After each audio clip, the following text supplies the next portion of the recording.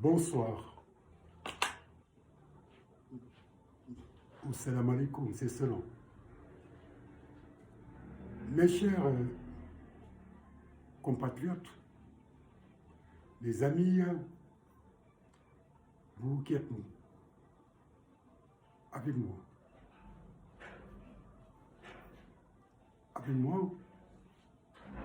pour apporter notre pierre à l'édifice pour la construction d'une société nouvelle pour notre cher pays. Je vous salue tous. Prononçons en ma pensée le prénom et le nom de chacun de vous. Je vous remercie pour venir me rejoindre encore une fois sur le plateau de Aves Bouya TV. Aujourd'hui, nous avons quelque chose d'assez inédit. Nous allons parcourir le monde de la nuit. La pensée dans la nuit. Aujourd'hui, je vous invite à réfléchir avec moi sur les pensées aveugles. Une émission qu'on s'efforcera d'animer et de perdurer. Les pensées aveugles. Oui. Ne pas voir, c'est voir. Peut-être. Aristote n'avait pas totalement raison. Je ne pense pas.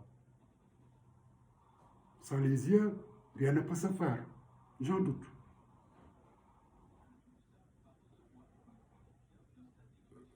Pour autant aussi que Hegel comme Platon n'ont pas eux aussi tout à fait raison. Et qui disaient que lorsque vos yeux physiques s'estompent avec la tombée de la nuit, c'est là où s'ouvrent les yeux de l'esprit. Enfin, tout est relatif. Tout. La vérité est une unité toujours fugitive, difficile à atteindre du reste, car c'est Dieu la vérité. Je vais vous inviter à une grande introspection pour réfléchir de nous-mêmes, par nous-mêmes, enfin, de changer le tout, social, économique et autres. Il est temps qu'on engage des ruptures fondamentales. Il est nécessaire que nous fassions un up national, s'il le faut, pour extirper des solutions enfouies au plus profond de nous-mêmes. Car la réalité que nous vivons, qui est virtuelle, fait peur. Tout est extraverti. Le grand rendez-vous du donner et du recevoir, cette symétrie n'existe pas. Cette année, il s'agit de célébrer un homme, Cheikh Anta Diop, le savant, l'égyptologue, qui, d'après beaucoup de personnes, avait révolutionné la pensée, qui avait eu à soutenir que l'Afrique est le berceau des civilisations. Mais qu'en est-il aujourd'hui? Peut-on encore le soutenir? Ce grand rendez-vous du donner et du recevoir de Senghor est-il d'actualité?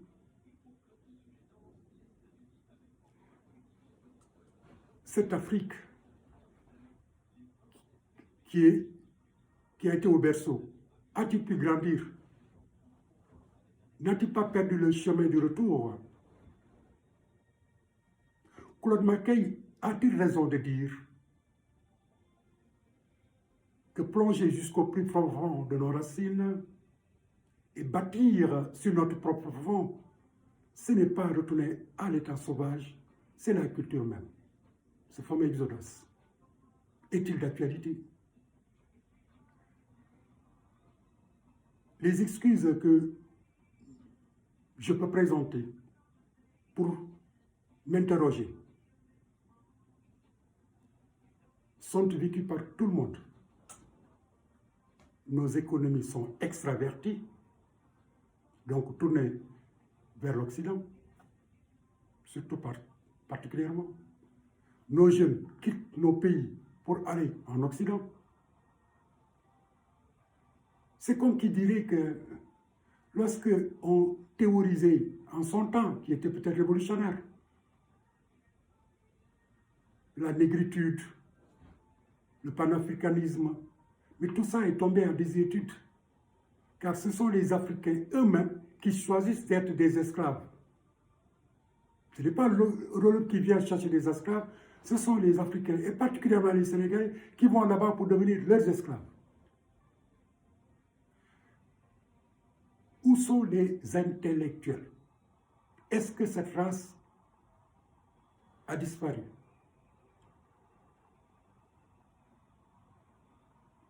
Je me pose cette question. Nous vivons, disons, un monde uniformisé, globalisé. Le village planétaire, ce fameux village, ces autoroutes de l'information, toutes nos politiques publiques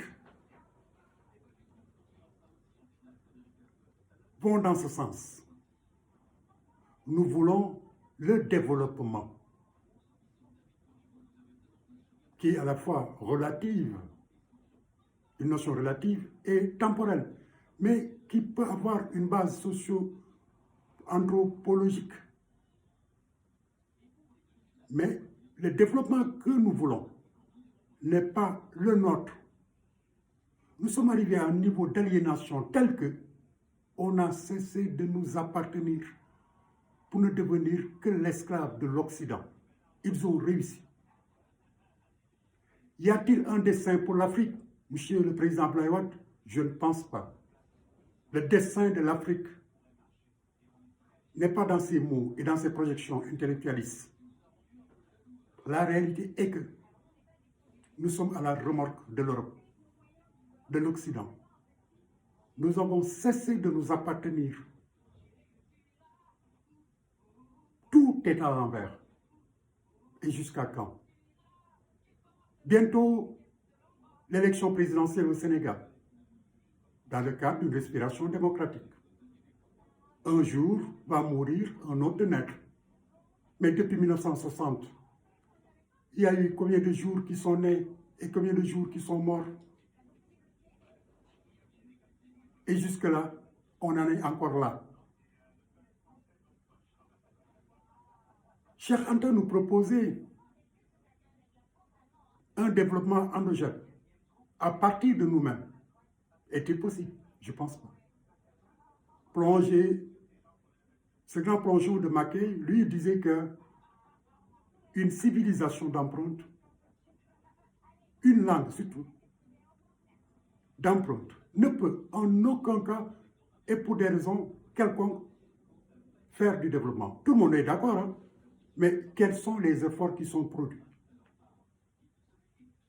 Nous sommes toujours des francophones, la langue officielle est le français, et les propositions qu'on met sur la table, c'est de faire un dépassement vers l'anglais. C'est encore toujours l'Occident.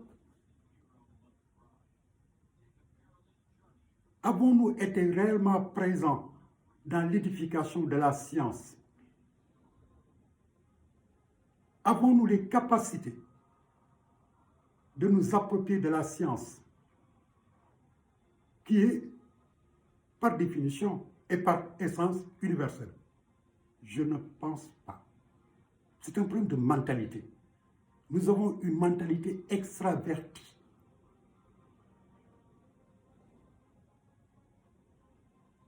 extravertis. Qu'avons-nous donné dans le grand rendez-vous du donner et du recevoir? Rien. Au Sénégal, depuis quelque temps, chaque week-end, l'arène nationale s'anime. Des jeunes gosses, vigoureux, nos chers enfants, de grands athlètes, sont en corps à corps, créant des passions, suscitant des passions, de la violence. On aime le sang, aller chez Ardo, tout le monde est content. Mais c'est pour nous aliéner, pour nous abrutir, pour nous abêtiser. Tous les week-ends, depuis quelque temps, pour contenir le ras-le-bol social, on nous propose les sports de combat ou des affiches autres, musicales autant pour moi. Tout ça pour nous détourner de la réalité et nous empêcher de réfléchir. Est-il fait à dessein? On a le droit de nous poser des questions. Tous ces candidats-là qui se sont présentés, tous les programmes qu'ils nous ont proposés, quel est le programme qui pourrait nous faire sortir enfin du chaos, de ce grand désordre dans lequel nous sommes plongés?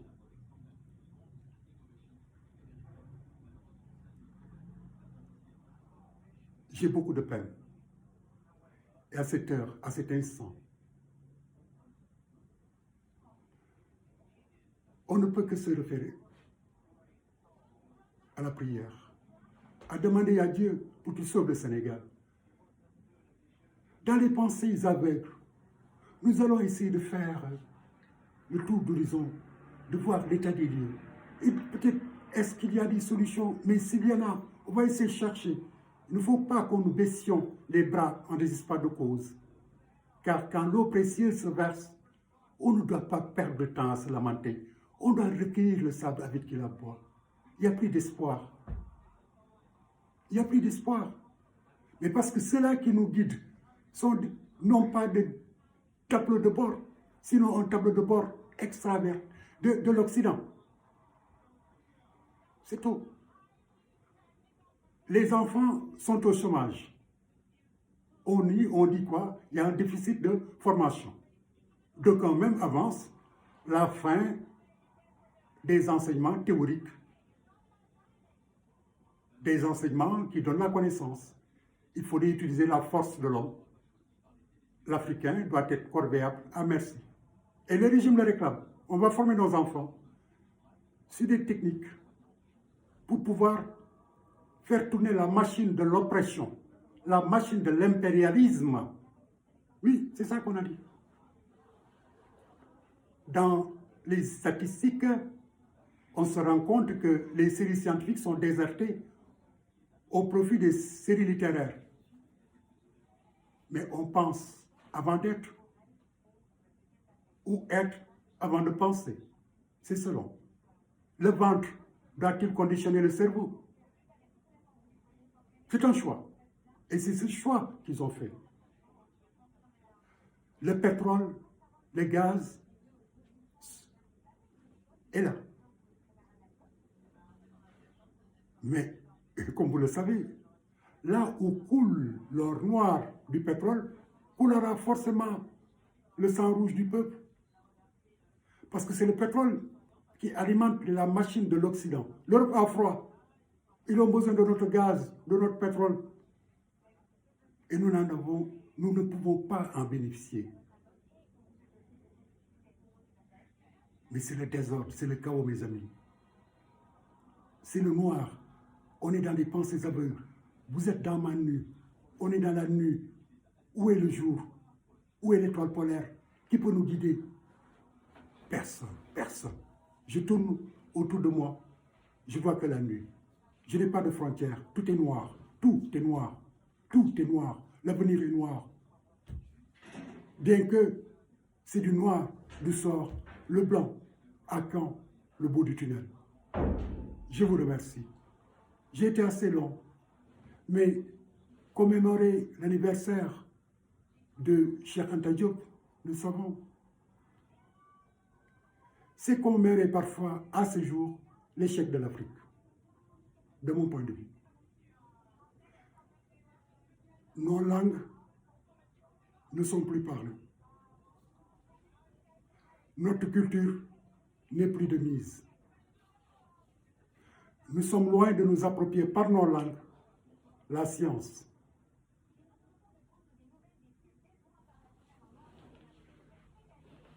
Que Dieu sauve le Sénégal. Bonsoir. C'était Sidi Bouyambaye, votre serviteur, qui vous donne rendez-vous une prochaine fois pour les pensées aveugles